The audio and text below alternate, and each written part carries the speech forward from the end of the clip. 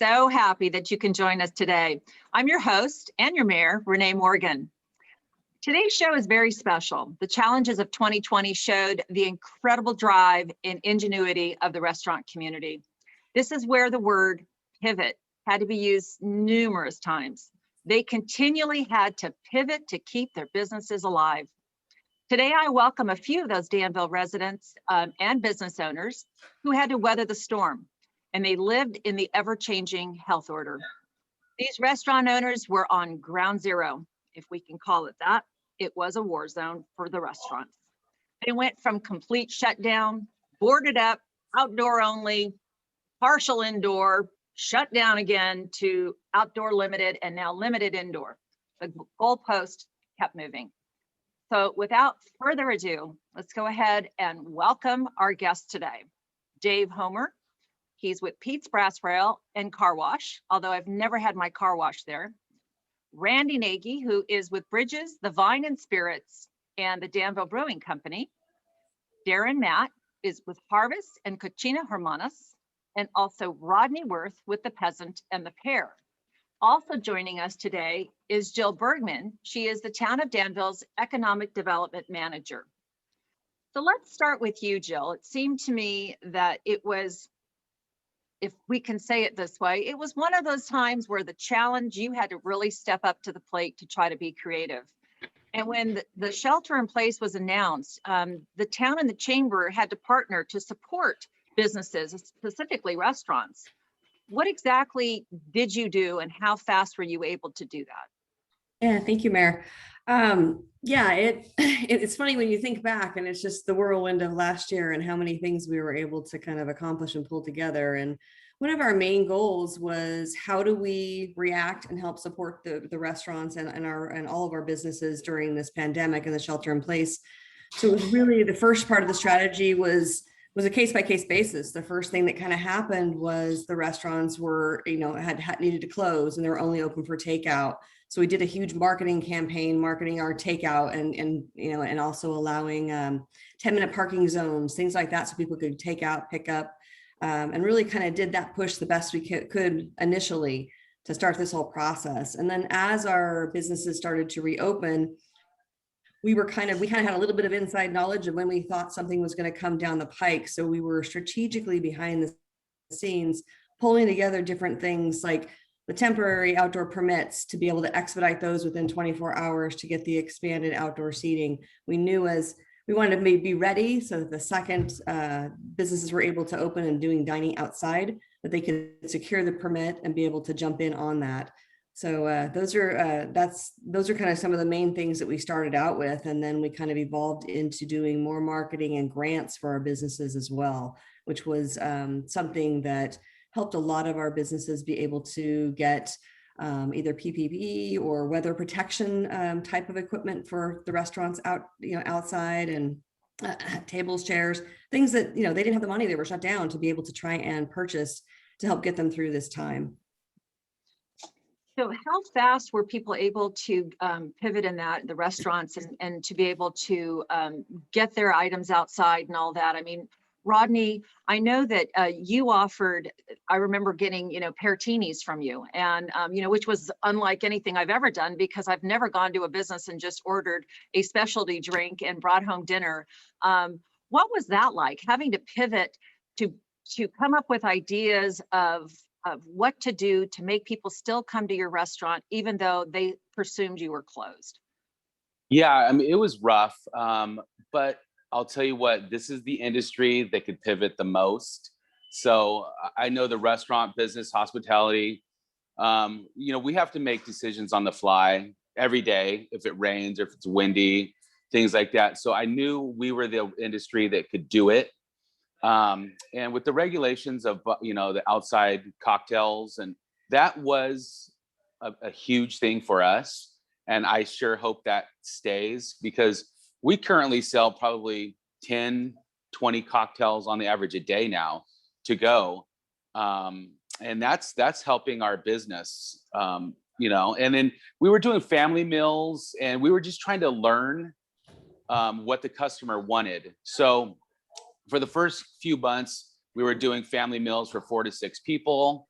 And then I started seeing that dying off. And then I started seeing where we prepare 20 or 30 of them and we'd sell 10, and then we'd end up losing money on that. So I started to pivot and start doing more economical meals to go, more,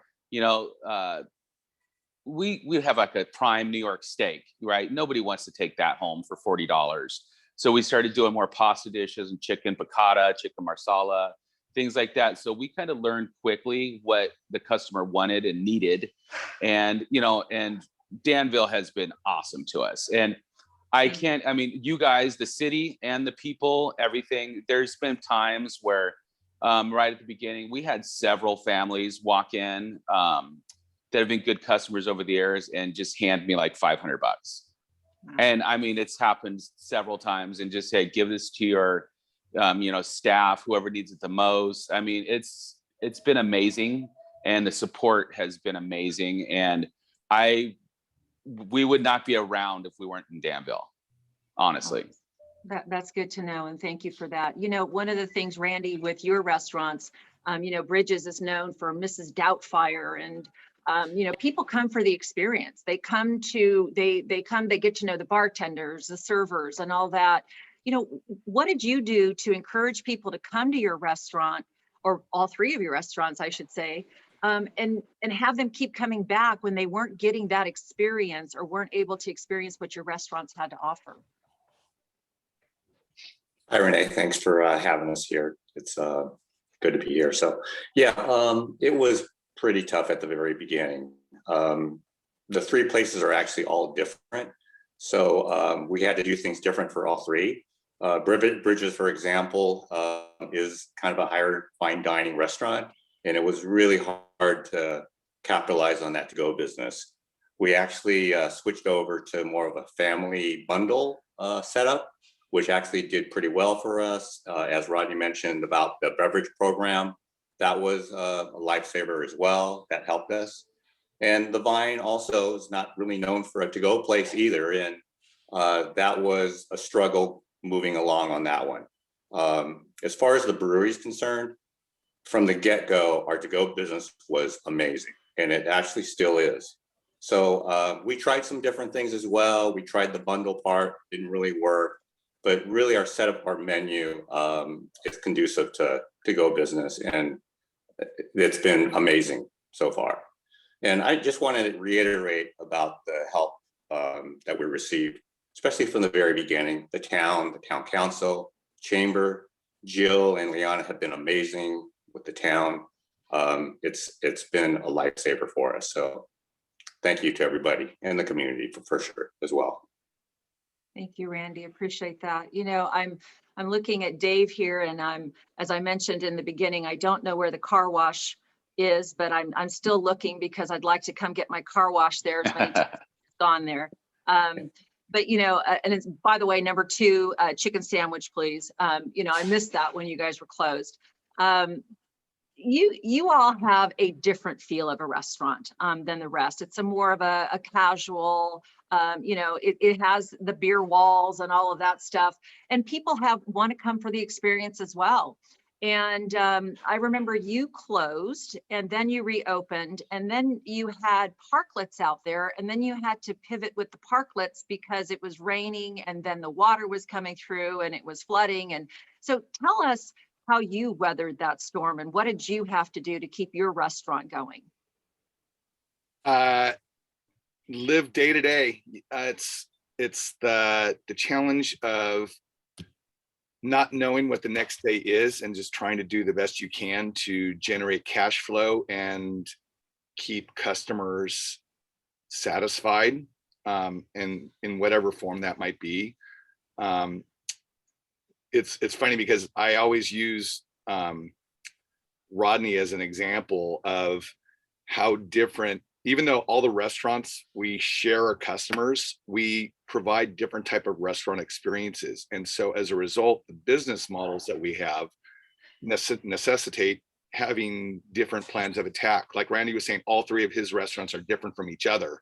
And this is the first time I'm really thinking about it. It's like, here he is trying to adapt, but he's got to adapt 3 different ways for 3 different restaurants with a single customer base, but they all want different experiences. And so that challenge of having to adapt and do what I did 3 different ways at the same time, that blows my mind. Because for us, you know, coming back to Rodney, is people come up to me and say, oh my God, Rodney's doing this great family meal thing. He's got these meals kits for, you know, 6 to 20 people. And, you know, they're all getting these rib dinners and blah, blah, blah. And customers saying, you should do that too. And I'm thinking, well, that's great for Rodney when people go out and they want a rib dinner or pasta dinner and they all eat the same thing. But like you're saying, our restaurant's a little different. People come in with a group of 6 and they all order completely different types of items. One person will have fish and chips, one will have a burger, one will have a chicken, one will have a salad. And then there's 2 kids that want things. And so no one's coming into Pete saying, give me all the fixings for 6 number 2 chicken sandwiches. Although you love it, your family doesn't want you bringing home an $80 meal that's all chicken number 2 sandwiches. They have a different feeling. So for us, the biggest challenge was to try to help people have a small slice of what they want. And so to echo what the others have said, thank you to the town for being able to quickly allow us to adapt enforcement or non-enforcement of certain rules so that we could do the to-go alcohol, so we can have the parking, so we can have the parklets. And instead of things that normally take weeks or months to get approval on, they were looking forward and seeing that the challenges are going to be here if we don't give restaurants a way to adapt quickly. They won't be able to adapt 3 months down the road because they're going to be gone. And so for us, all we want to do is take advantage of that little bit of freedom to be able to provide the service that our customers are looking. And if it was a quick chicken sandwich with a beer to go, whether it was 3 orders of fish and chips to go, whatever it was, that's what we were going to do. And so, and then like you said, you get rain, you got to put up gutters. You have bright sunshine, you got to have a tent. You know, it's like the to-goes. It's like we could have, the town was great. We could have had a one-way street in front of our place with a wider parklet. But for us, we had to look and say, well, for all our to-go orders, we need them to be on the restaurant side of the street. So let's keep the street open in such a format that the town approved. And we're grateful for that because like Randy said, our to-go business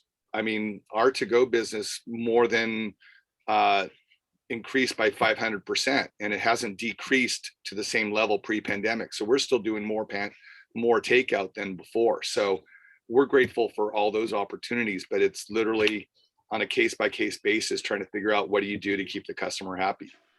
So you're still doing a lot of takeout even now. Yes, we're doing probably 2 to 3 times as much as we did pre-pandemic. Wow. But we're doing only 1/3 as much as during the pandemic. So it's dropped off, but it's definitely, I think, and the others might have a better idea, but for me, I think it's showing us that there are still a lot of consumers and diners out there that aren't comfortable going out yet. They're still staying at home and they're still limiting their exposure to the general public. And so I think that's why the takeout is still high. You know, and if I can tag onto that as well, I mean, one of the things as well is it's just an easy thing. You know, this pandemic has pretty much pushed us into a future type of way of doing things. So people were, you know, restaurants and businesses were made to get back onto the internet and have to promote themselves that way. So people have gotten used to just staying at home and eating as well. So it might be a wave of the future. It might be pandemic. It might be a combination of both. And speaking of that, you know, when the streets are closed and, you know, especially like in front of Bridges and Harvest and all that it had such a European feel. All that was missing was the cobblestones because, you know, having been in Germany so many times, it just had such a great feel. And I know that, Darren, your business at Harvest, what a great experience to sit out there, to be a part of the outdoors with the shade. And it's such a beautiful experience. And, you know, Cucina Hermanas, you've got a different restaurant across the street, but you've got an outdoor European feel over here. What are you going to do to continue that feel? And what do you see for your future? Well, again, I'd like to thank you guys for hosting this. This is great. I'd love to keep this feel going for as long as possible. You know, it's interesting. Randy and I both have spots in the city, and Obviously, COVID has been really hard for restaurants, but I think for Randy and I, we see both ends of the spectrum. San Francisco has been decimated by it. People aren't there anymore. It's not conducive to this outdoor seating as much as here. And then, you know, on the flip side, out in Danville, having the town support, the community support, the better weather, all of that stuff really lends to this working really, really well. So one of the things that I think that, you know, one of the positives that we can take away from COVID is that, you know, showcasing our downtown, we've been able to do that better this past summer and year than we ever have before. Downtown Danville is so unique. You can't replicate this by putting up a new, you know, box store somewhere in an empty field somewhere. I mean, the charm down here is incredible. So, and the overwhelming feedback from our customers is positive. I actually have not heard a negative comment about it. So we are super fortunate. We're very happy to be here in Danville and to have the support of the community and our fellow restaurateurs and the town for sure. And yeah, we'd love to keep this going as long as possible. I think that, again, similar to what San Francisco is doing in the city, is trying to make some of those parklets permanent. Anything we can do to try to build on this for the future, I think would be a very strong move to do.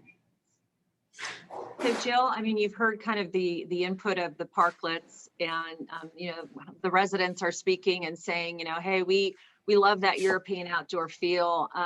What is the town going to do to maintain that, and or are they going to? Yeah. It's an interesting question because it has come up multiple times on that, and we definitely, I mean, it's something that we are discussing. I know there's a lot of challenges that come along with that as well. Right now our downtown and our streets are very narrow. So by having the parklets, it definitely narrows down the travel lanes, as well as we have, as you know, as the event season will eventually come back and ramp up, the majority of our events usually are hosted throughout the streets, which then could, create a couple challenges with permanent parklets on that. But it's not, I mean, it's something that our goal really is to kind of look and see right now during the pandemic, how do we, how long do we end up allowing for the permits to continue? And right now we've issued extensions for these permits to August 1st, knowing that potentially even on June 15th, there might be a full reopen. We're envisioning some type of limitations on that. And that's something where we'll continue to monitor, because like many of the restaurateurs just mentioned on the call, a lot of people may not feel comfortable eating indoors yet, even though it may be allowed. So that's where you have to look at that balance, that while technically they may have more seatings than they had prior to the pandemic, they may not be utilized in the same way. So that's something where we're going to be continuing to look at it and see how long this is able to continue.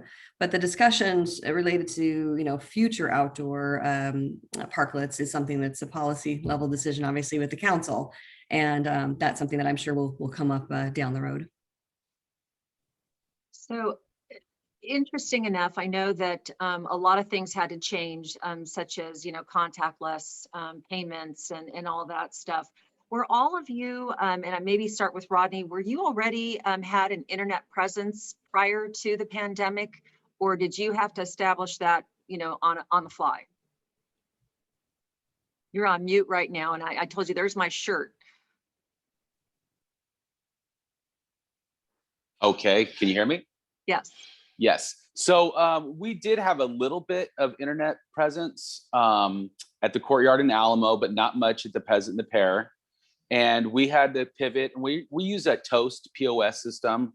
So that, they helped us out to do that, but we weren't great at to-go business. And still people order creme brulee to go. I mean, I still don't know how you do that.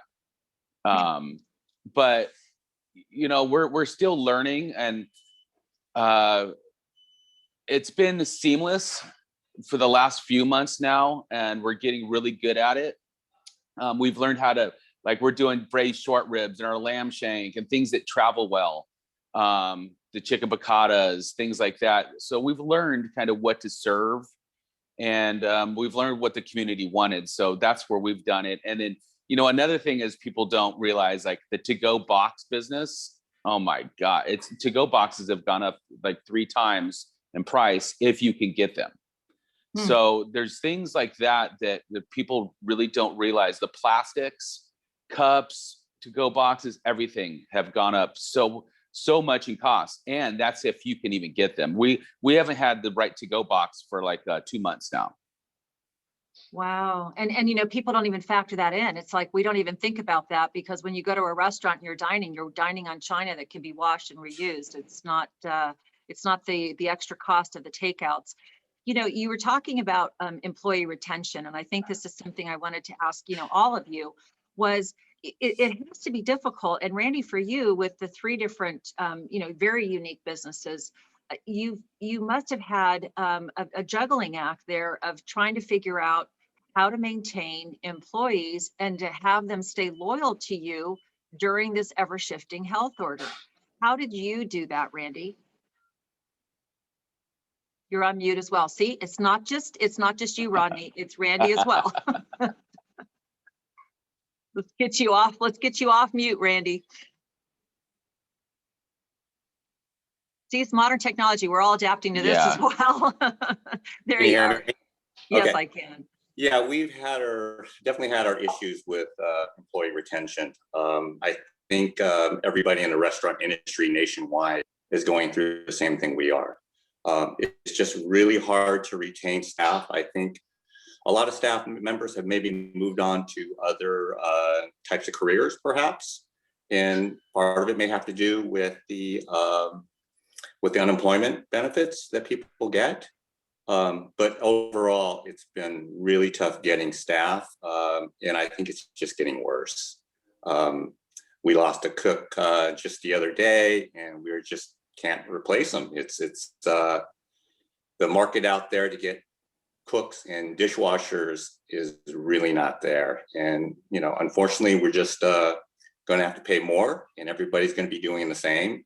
And it may reflect on prices eventually for all the restaurants nationwide. But it's been quite a struggle. So Jill, there's the Forward Focus grants. Let's just talk for a moment about what we were able to provide and exactly what the town did to step in to try to help out with some of these issues. Sure.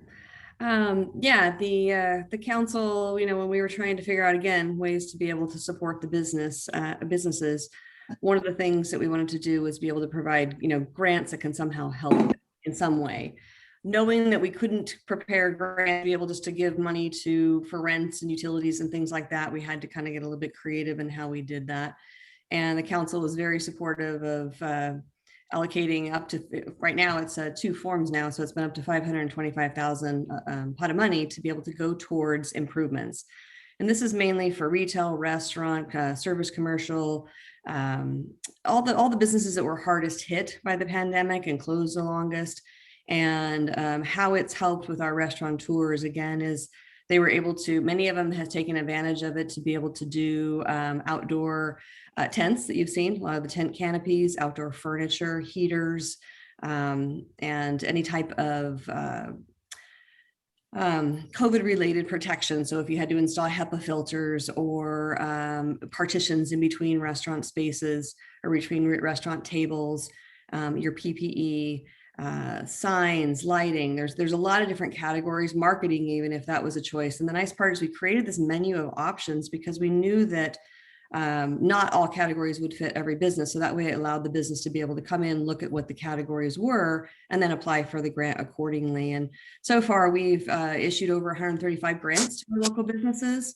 We still have about 70,000 remaining in funds. So we would definitely encourage anyone who hasn't taken advantage of the grant program to apply for it. The grants can be up to $5,000 in funding. And I know that I think everyone on this call has taken advantage of it. And so we would highly encourage others to do so too. So Darren, I know that you have a lot of different things, ways of accommodating your guests. What were you able to do with the funding? Yeah, I mean, it was an incredible program, very generous and unexpected, but a nice surprise. Yeah, as Jill mentioned, I mean, there's, and I think Rodney mentioned it earlier too, being in the restaurant business, you just learn to adapt and, adapt on the fly quickly. If we're not allowed to seat people inside, we'll figure out a way to seat them outside. And again, the tents, the heaters, these added costs that you just don't really plan for. We spent $3,000 on propane in March at Harvest. that was never in a business plan, but it needed to happen to accommodate our guests. So it was, it was tough being in a shutdown pandemic and having to spend money to operate or to shift your operations. So to have that from the town was a huge help. That's good to know. And Dave, I know that you spent a lot on putting out little parklets and things like that. Once this is over and you're able to go back to what we so-called normal, what are you going to do with all that equipment? It's a good question. Talk to these other panelists who do catering and do events and see if they want it. I don't know. I'm still waiting to see where the goalposts move to, because in my mind, I could see the normal not resuming until a year from now. I don't know. I mean, and I'd love to hear what the town thinks, what they project moving forward, what normal is going to look like, because I could see us needing the tents through next winter. I just see, with all the unknowns moving forward, in terms of how the public's going to behave, and with the science of the virus and how quickly it's going to abate or not abate, what people are going to do with or without the vaccine, I could see the state, or not the state, but counties saying, we don't want to move forward too fast because we can't go backwards again. If we had everything open and then things start closing again, we're going to have civil unrest in California. And so I could see the county saying, we're just going to go slow and steady and not open things up too quick, which means we could be serving people outside by need, not just because that's what people want, but because we're not allowed to be more than 50% inside later this year. And then going into winter with the holidays, I think the officials, the science is going to say, we don't know what's going to happen, so let's not go too fast. And people are going to be sitting under tents all winter long. So I'm just sort of not expecting to have these things be unnecessary until sometime next year. And that's my biggest stress right now, is even though revenues are coming back and guests are dining out more frequently, it's still all unknown. And so I don't know what my restaurant model is going to look like 1 month from now, 2 months from now, 3 months from now. Are we going to have a 4th of July parade? Are we going to have hot summer nights?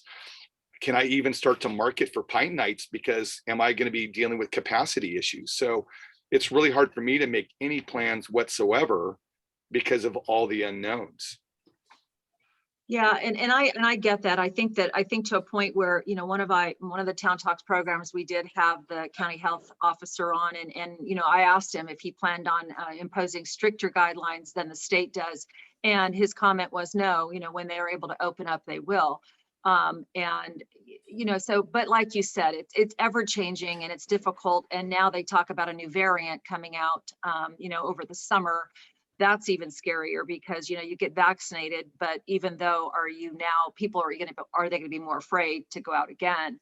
For Jill, though, I think that when we talk about the money that's been allocated and the amount of help going forward, we're able to keep funding. How much do we have left? I mean, we can't continue this, but there is also state and national type of grants that are available. But how long are we going to be able to, and how much do we have left to be able to fund businesses? Yeah, at this time, we have about 70,000 left remaining for the grants, and expected for the fiscal year. The applications definitely are slowing down. because so many businesses have taken advantage of it already. And like you had mentioned, there are many grants. If all of you on the call are not aware of, the whole Restaurant Recovery grant is happening right now and is one that's critical for you guys to apply for, because you can recoup a majority of your costs prior to or during the pandemic. So I would encourage you to try and get those applications in as soon as possible. But yeah, so we're basically, everything's being reevaluated as we continue to go. But right now, as we're seeing a slowing trend on the grants, we're just going to continue to work to exhaust those funds best we can to help the businesses that need it right now. It's a difficult move, and I know that we have some questions, so I wanted to go ahead and open that up sometime for some questions here, because I know people are interested to see how you've been weathering the storm as well. So Diane or Nicola, do we have any questions? Yes, Mayor Morgan, and I just wanted to let you know that Gail Israel, the Chief of Staff for Candace Anderson, our County Supervisor, is also on the webinar today, and she did chat to us that the county does not intend to have any stricter restrictions than the state. So thank you for that, Gail. And we have an email that was sent to us by Lori Dennehy, who is a Danville resident for 17 years. She states our friendly downtown with terrific restaurants, bars, and shops is one of the reasons why we were so drawn to move here 17 years ago. 17 years later, it remains one of the reasons we love our town and have stayed here. It has really been terrific seeing the restaurants and businesses open back up again with all the outdoor decks and dining. My husband and I, along with our family and friends, have been trying to eat out as much as possible to do our part and help keep the restaurants in our town open. We've noticed such a difference in the vibe with all the outdoor dining available. People are talking to each other more and waving to friends and other restaurants across the street. There has been so much talk in our community about how we'd love to see more of this temporary outdoor dining become more permanent, even if we lose some street parking or the ability to drive down parts of the road. We would completely support that and would ask that the town consider this. And Jill, I guess we would send this question your way. Is this something that the town would consider? Okay, Diane, by the way, your audio is a little crackly. I don't know what is causing that, but just to let you know, it was a little difficult to understand. So can you repeat the question that the person had? I think I got it. Did you get it, Jill? Okay, great. Yeah. Thank you. Yeah, it was more about the outdoor dining and continuing, which we had mentioned prior about that being a policy level decision. It's not something that we have in place to be able to allow just yet. So it's something that would have to be a future discussion. But again, we're going to continue to monitor during the pandemic and adjust accordingly. We can't give a deadline. That's why we've been extending these outdoor permits 3 months at a time, so that as we gain more information from the state of California, then that helps us better prepare what's going to make sense to how long it will take for recovery efforts and to kind of get to pre-pandemic conditions with our restaurant and capacity and customers feeling safe. Yeah. I've got a quick question Sure. with regard to that, because one of the things that people ask me is, as soon as we're allowed to go to 100%, are we going to still have the parklets? And, I understand where Jill's coming from and the town's point of view. I guess my question is more, so once we're allowed to do certain things, that's one thing. But if consumers' behavior doesn't change, so let's say people still want to sit outside, they don't want to sit inside. So we're allowed to be open to 100% indoors, but we're only 50% full because people want to sit outdoors. That puts us in a difficult situation if the town doesn't continue things, because even though we're allowed to be open, the consumers are saying they'd rather be outside. And so I just want to make sure that whether it's a city council or planning or whoever, that they understand that just because we're allowed to do something doesn't mean that the market has moved in that same direction, or that customers are thinking the same thing. Yeah, Dave, and to that point, we're very mindful of that. That's one of the things that I know we continue to monitor. And also, I'm also part of a larger regional economic development team that kind of look and see what they're doing in their jurisdictions too. And we're kind of all using our skills and our best practices to kind of talk through a bunch of this, because we're all facing the same similar situations of, how do you transition? When is the appropriate time? How much flexibility do you allow for what you're mentioning? Because that is going to be definitely a reality for a while. So it's like, how do you, at what point do you allow for the overlap? And that's kind of why, right now, even just with the August 1st deadline, we pushed it out to that far, knowing that June we would find more information out, because we wanted to be able to evaluate and see. So everything's going to be like an evaluation type process. So let's say you are open, June 15, 100%. That gives us a really nice window to be able to monitor and see how have customer behaviors changed? Are they starting to feel more comfortable to eat inside? Are they not? For us to then again evaluate by the time we get to August as to what would be the next steps. So Rodney, during all of this confusion and all of this mass hysteria, you are sitting in a brand new location. How is that working out for you? And what made you decide to do that in the middle of a pandemic? Well, can you hear me? Yes. Yes. Okay. So yeah, this was a hard thing for me to do, is to move. And one of the things was the patio that was built on with the heaters. I was spending $2,000 or $3,000 a month on propane just to get the old peasant, the pair of people to sit outside. We had the courtyard. We really didn't have a great place to put a tent. And at that time, I actually couldn't afford a tent. I was barely hanging on by a thread those last few months. Even before the shutdowns by the government, that 2 months before, when coronavirus started hitting on the news every day before we were shut down, sales were declining at that point also. It wasn't just when the government made us shut down. I could see everything starting to spiral down before it. So I had to make a move. Our lease was coming up, and this site was available, and it had the new patio, and I knew outside dining was going to be around for at least a year or so. And if we have another virus in the next 5 years, I had to make a move to get a really nice patio with built-in heaters. I'll tell you what, one of the worst things is to go get propane tanks. I mean, they're heavy. Load up your truck all day long, back and forth. It's just a time-consuming. We used to have a propane service that would come deliver everything. All those services have shut down because they can't find drivers. So we're going to the gas station all day long. I would see Harvest next to me with 30 propane tanks. I'd have 30 propane tanks a week. So it was craziness. And I just wanted to get to we have higher ceilings. It's a bigger new business. So, and it's a new build out, and I just had to make the move. I didn't really know what I was doing at that point. I just did it and just prayed and tried to get along. And, we do still have customers that will not sit inside. So I have a lot of people who will make reservations or call, but it's only they'll come in if it's outside seating.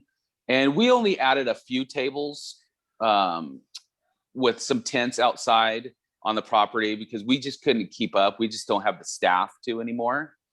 And another thing that somebody mentioned about the European feel, I had 6 friends standing out front of the restaurant the other night, and I went and asked them, I go, oh, did you put your name in for a table? And they said, no, we're just like hanging out here between Danville Brewery and the Peasant of Paris. So they were just hanging out, watching people, and they liked that feel.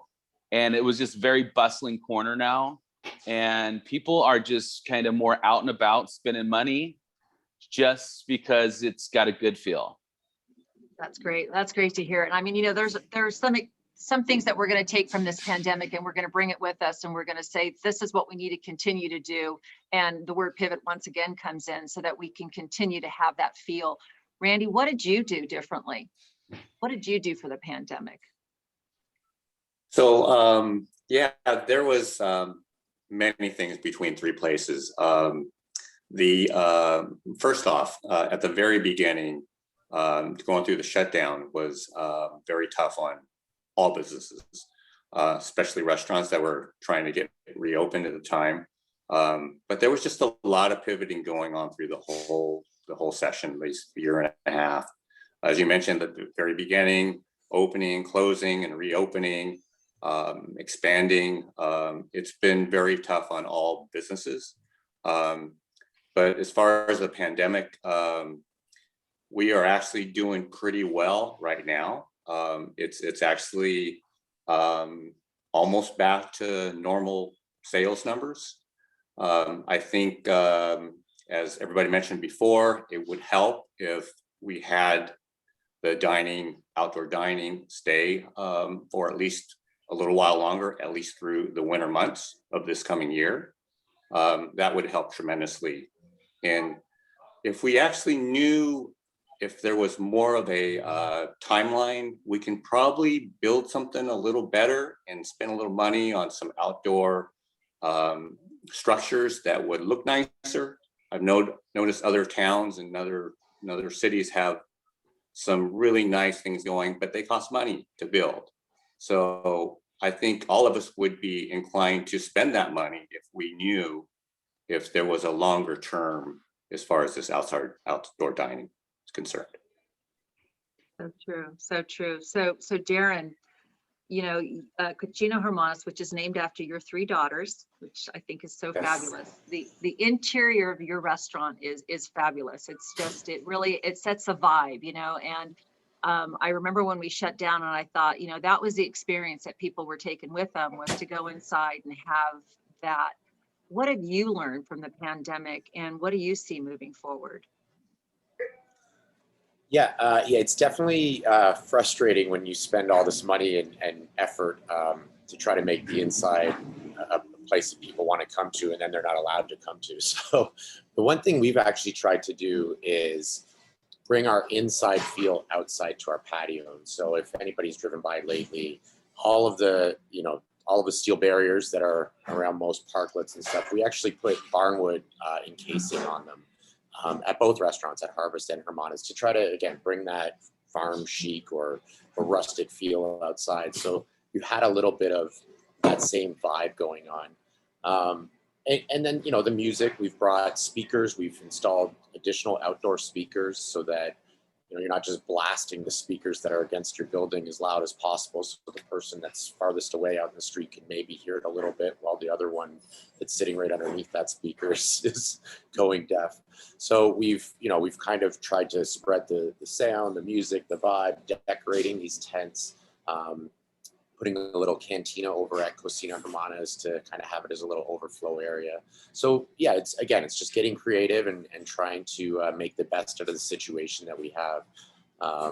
And yeah, I guess just on the outdoor seating thing, and certainly I echo Randy's comments on clarity, like knowing what we're kind of, you know, again, knowing what rules we're playing by would certainly help. So to whatever degree we could figure out how long this current extended permit would last would be great.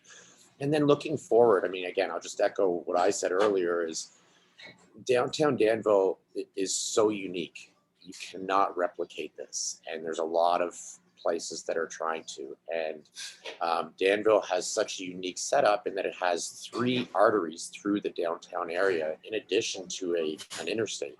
And so I know that there's some lost parking, and I know that there's some other issues of extra pedestrian traffic, and that we need to work around. But I really feel, as you know, as a policy discussion going forward, I really feel like everybody supports it. The community, the business owners, everybody I've spoken with thinks that what's happening right now is fantastic. So, whatever we can do as these business owners downtown to, try to support that, we'd be happy to. And that's, it's great feedback, because, making decisions, it's good to hear what all of you feel, because for us, it's important to make sure that you're successful as well, because that's, and I agree, Danville is like no other community.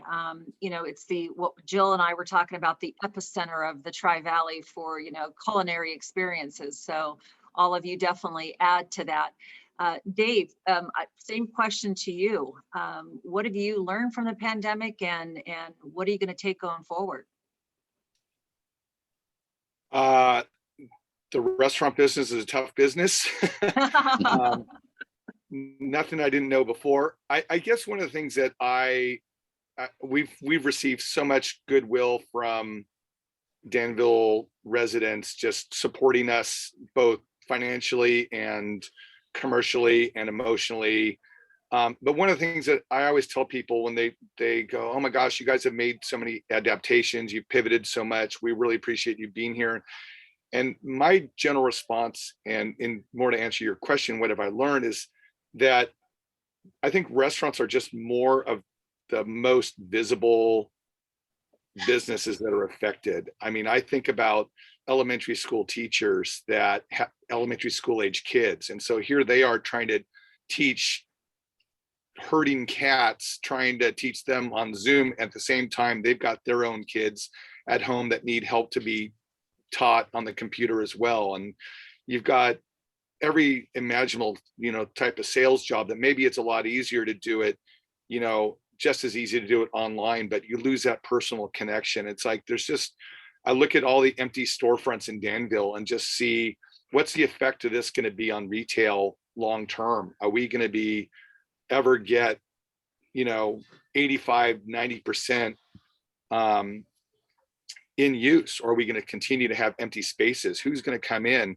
What's going to be the long-term effect on commercial rents? Are they going to drop down and make it more affordable for new businesses to come in, or the rent's going to stay where they're at and it's going to preclude new businesses from coming in because there's just not a viable business model moving forward? And that's all unknown. So that's what I've learned, is that the uncertainty is not just what's going to happen today. The uncertainty is what's going to happen tomorrow.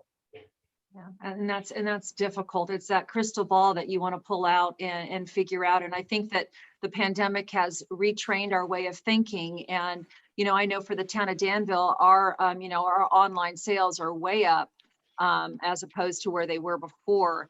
And it's interesting because it's a return to source, but it's still not the brick and mortar and the people actually going out. So we've all retrained ourselves on how we think and how we utilize services, restaurants, and as well. So Randy, I have this craft beer that's going out here, and all of you guys are involved in so many great campaigns and do so many great things. And some of the things, I have the American Craft Beer Week, Where to Celebrate in Danville. And you're featured in here.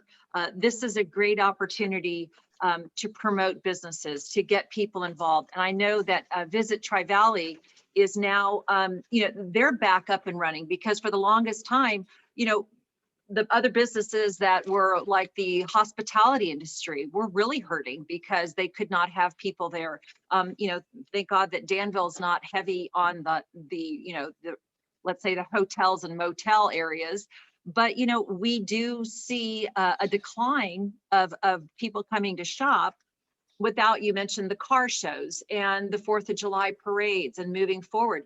When you go into a restaurant, it's a controlled environment. You can take somebody's temperature. You can see if they're okay, if they've been vaccinated. All these things that are taking place is a controlled environment. But with something like a 4th of July parade, where you're bringing 40,000 people in from all over to watch a parade, or a car show that attracts all these people, yes, it impacts our businesses because people come, they dine, they shop, but we're not able to do it.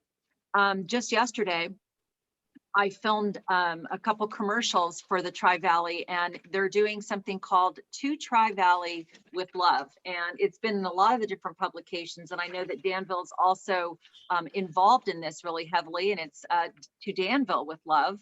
And a lot of you are in this, and it's the to make the hometown and get out there and come together over the past year. And I thought maybe Jill, you could tell us a little bit more about what exactly this campaign is all about. Yeah, thank you. Yeah, this is an exciting marketing campaign. All the 5 cities in the Tri-Valley have partnered with Visit Tri-Valley to be able to help come up with this kind of overarching campaign. As you know, there's a lot of incentives involved throughout nationwide to basically spend your vacation or staycations local due to the pandemic and travel restrictions. And so this is kind of a tier off of, we already have California that's saying stay local and plan your vacation local. this whole event is a couple different things. Number one, it's about reminding our residents and those who come here to continue to support local, support the businesses that mean so much to you because of how hard hit they've been during the pandemic. And that just if you would spend a little bit extra money in your own community, the impact it can have and resonate. So it's really has like an overarching theme there, but its purpose also is to experience the valley, experience your area locally. So the campaign itself has a couple things. Number one is that message of driving home of just, you know, the experience of supporting local, but there's also a Promise Pass, which a lot of businesses have signed up for throughout the Tri-Valley and Danville. We have over 40 businesses that have signed up in Danville. And it's an app you can download. It's a fun interactive experience. So you can find all kinds of specials and deals throughout our community over the next few months. It's a 2-month campaign, as well as the Tri-Valley. So, you know, if you've exhausted all 40 options in Danville, you can go check out some of the other cities around you as well. And then the customers can check in to the restaurants they're at. They can post. We encourage posting. They'll be doing prizes for people as they check in. Again, to make it interactive and social, since everyone's craving experience. So this kind of provides a little bit more of an experience on that. So it's definitely something that we'll be pushing out. It just started on May 1st. We'll continue to push out through our marketing. You'll see signs around town, social media blasts. We encourage all of the restaurants that are on now to repost it, share, and really just speak to your customers in the way of, you know, how important it is to just, you know, support local and come and experience the amazing culinary, you know, finds that we have in our community. And it says, you know, just to, one of the things that it mentions is just to spend an additional $25 a week in the businesses. It makes a big difference, and it's asking people to pledge that. So I think that's a great opportunity for all of us to remind us all to go out. And with the beautiful weather that we're having, who would not want to be out at a restaurant and sitting down and dining? I know we have some more questions, so I wanted to make sure that I didn't forget to do that. And I believe, Nicola, you're going to be asking or giving us those questions. Indeed. So we have a question from Patrick to the panelists. If we go back to a pre-pandemic normal, are there any lessons or services you implemented during the pandemic that you would continue? And I think we pretty much covered that. Unless somebody else had something else to add. Did any of you like to add to that? Only thing I would say would be that we have been able to just see how important adaptation is to current marketplaces, so that we're just much more in tune with what is needed today. So if people are still wanting to dine outside, we're going to make sure that we are trying to maximize that. And if people are moving indoors, then we're going to do what we can to maximize that. We're going to go where the demand is. Good point. Good point. All right. Nicola, do you have any other questions for us? I can't see any more questions there. Does anybody else have any? Oh, I have one. Yeah, I can see. It looks like it was sent to the panelists rather than everyone. This is from Tracy Fahad from Visit Tri-Valley, and basically how important are the return of events to showcase culinary offerings? Have you changed your market, how you market your business, and will it stay or return to business as usual? So that the second part we've kind of answered, but in terms of culinary events, I always have a question about that, because I know for us, as we start to get back into, you know, being able to host events, culinary events have always been one that's been a passion of mine. And I would love to do kind of some type of a progressive culinary tour where businesses, similar to like the Lions Clubs does, where you have progressive dinners and people can sign up and they can just basically go from restaurant to restaurant and have tastings and offerings. And so I'm going to put it out to you guys right now. Are you interested in participating in something like that if we plan it in the future? Let's hear it. Rodney, are you? Yes, I'm very interested in any of those things, winemakers dinners. I've even came up with an idea a few years ago. I saw that Sonoma was doing. I think this would be an awesome thing to close down Harts Avenue and put one giant table with 500 or 1,000 people there and raise some money for the town of Danville for it, like the economic stimulus package for Danville restaurants.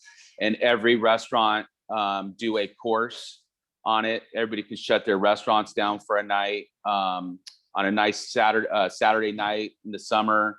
And everybody does a course, 5, 6, 7 courses, and make it $150 a person or so, and bring everybody in from the Tri-Valley and make an event that's magazine worthy, that everybody in the Bay Area would know about, and people could come from all over, and we could blow up Danville. Love it. Love it. Love it. Randy, your thoughts? Yeah, so we've had many of those events in the past, and they've been successful and also sometimes unsuccessful. A lot of times too, we just don't know how many people are actually going to be coming to our locations.